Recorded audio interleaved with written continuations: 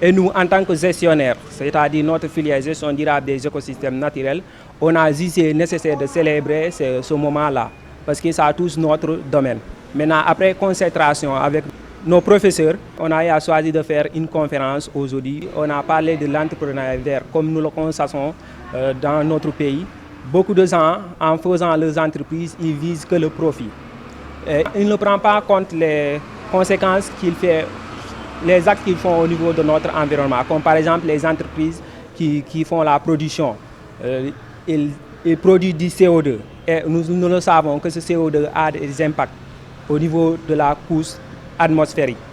Maintenant, ce thème a pour but de voir comment essayer de montrer les gens comment produire sans pour autant impacter notre environnement.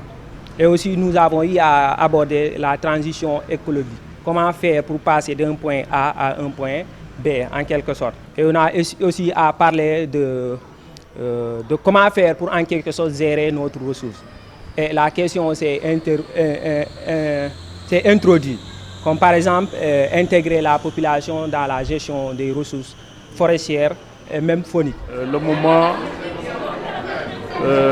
ne peut pas être mieux choisi que la journée internationale de l'environnement pour mener des activités en tant que métier orienté vers les métiers verts.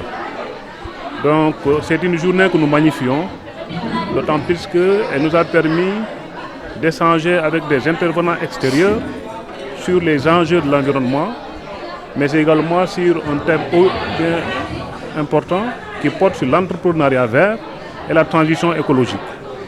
Ce sont des questions émergentes qui nécessitent qu'on échange avec les acteurs pour que les apprenants puissent comprendre exactement l'importance qu'il y a à avoir des connaissances sur l'environnement, à avoir des connaissances sur l'écosystème et à travailler pour la préservation de l'écosystème. Et dans l'après-midi, la journée va se poursuivre avec ce que nous appelons à l'ISEP le service à la communauté. On a fait un constat qu'ici à Bignona, beaucoup d'écoles, il n'y a pas d'arbres.